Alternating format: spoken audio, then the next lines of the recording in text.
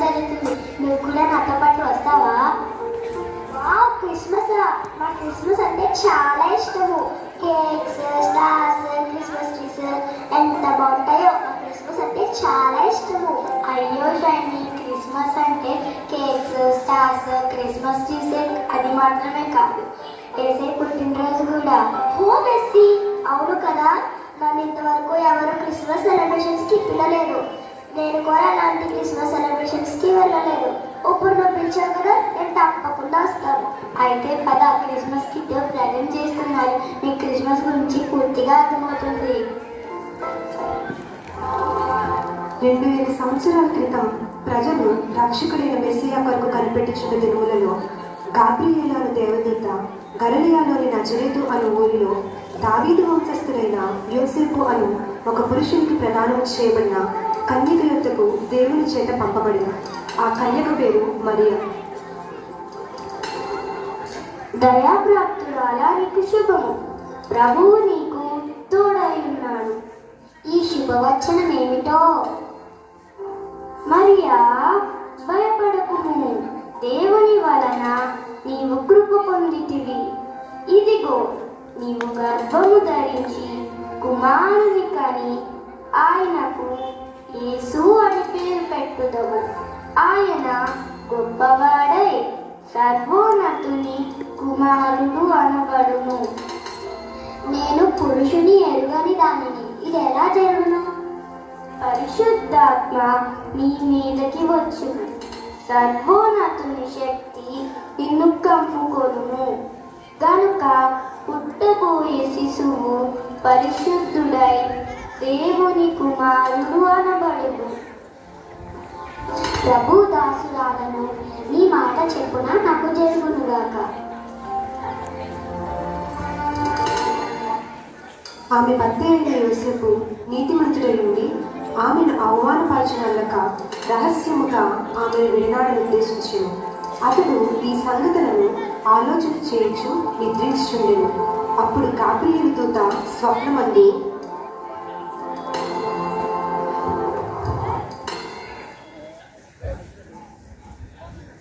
దావీదు కుమారుడైన యోసేపు, నీ భార్య అయిన మరియను చేర్చుకొనుటకు భయపడకు. ఆమె గర్భము ధరించినది పరిశుద్ధాత్మ వలన కలిగినది. ఆమె కుమారుని కనును. తన ప్రజలను వారి పాపముల నుండి ఆయనే రక్షించును గనుక ఆయనకు యేసు అని పేరు పెట్టుదువు.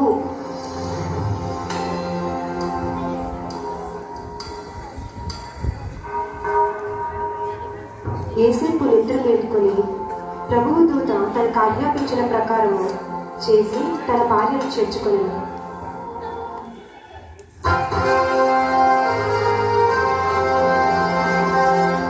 ఇందు మూలంగా యావత్ ప్రజలకు తెలియజేయడమేమనగా, ప్రజా సంఖ్య రాయవలనని కైసరు ఔగుస్తు నిర్ణయించిన వలన ప్రజలంతా తమ తమ స్వగ్రామాలకు వెళ్ళి ప్రజా సంఖ్య రాయించుకోవలసినదిగా తెలియజేయడమైనదహో.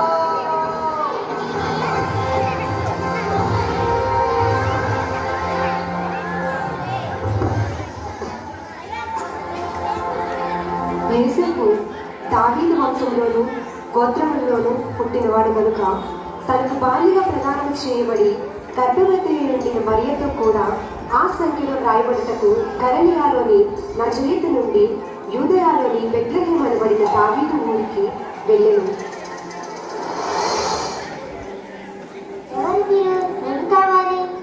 అమ్మా, నా భార్య నిండు చూడాలి. మీ ఇంట్లో కొంచెం స్థలం ఇస్తారా? ఈ రాత్రికి ఉండి వెళ్ళిపోతాను.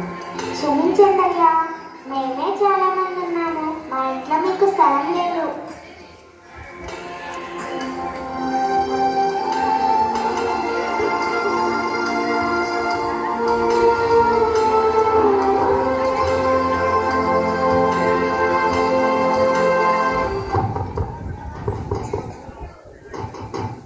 ఎవరు మీరు?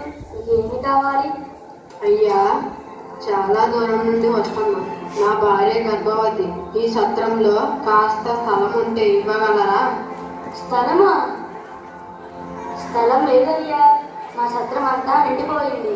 వెళ్ళు వెళ్ళు, లేదయ్యా. ప్రతి చోట ఈ పరిస్థితి పరిస్థితి ఎదురే కాలం గడుస్తున్న కొద్దీ మరియకు అర్థమైంది తన బిడ్డ పుట్టబోయే సమయం దగ్గరైందని.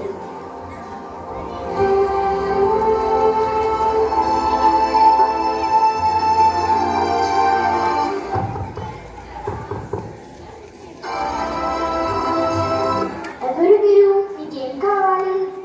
అమ్మా, చాలా దూరం నుంచి వస్తున్నాం, అలసిపోయి ఉన్నాం. నా భార్య నిండు చూలాలి. రాత్రికి మీ సత్రంలో కోస్త స్థలం ఉంటే ఇవ్వగలరా? స్థలమా? స్థలము లేదయ్యా.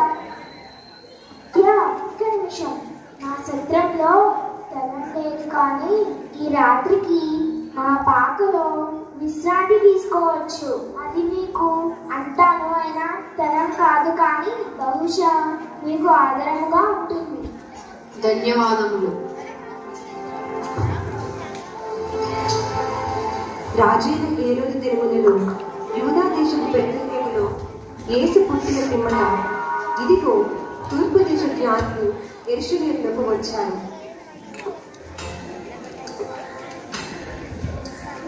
రాజాదిరాజు హేరోదు రాజు చేస్తున్నాడు.